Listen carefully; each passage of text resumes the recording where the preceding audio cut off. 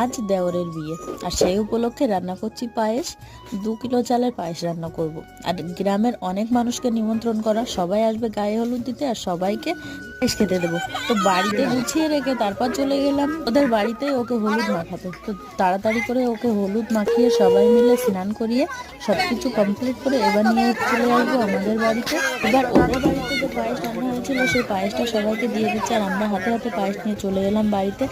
যেহেতু স্নান হয়ে গেছে একটু ব্যস্ততার জন্য, সেই জন্য আমার যা কপালে একটু হলুদ ছুঁয়ে দিল আর ওকে ঢালুবা দিয়ে আশীর্বাদ করলো। তারপর ও সবাইকে একে একে প্রণাম করলো, সবাই ওকে প্রাণ ভরে আশীর্বাদ করলো যেন ওর বিবাহিত জীবনটা খুব ভালোভাবে কাটে। তারপরে নিয়ে চলে এলাম ওকে ঘরে, নিয়ে এসে একটা পিঁড়িতে বসিয়ে ওকে একটু মিষ্টি মুখ করিয়ে দিলাম। তারপর আমার যা ওকে একটু পায়েস খাইয়ে দিল, তারপর ও একা একা খেয়েছে। আর এর মধ্যে আমরা সবাইকে পায়েস দিয়ে দিচ্ছি। এই ভিডিওর কমেন্ট বক্সে আমার বড় ভিডিও লিংক দেওয়া আছে, অবশ্যই চ্যানেলে গিয়ে সবাই বড় ভিডিওটা দেখে নেবেন।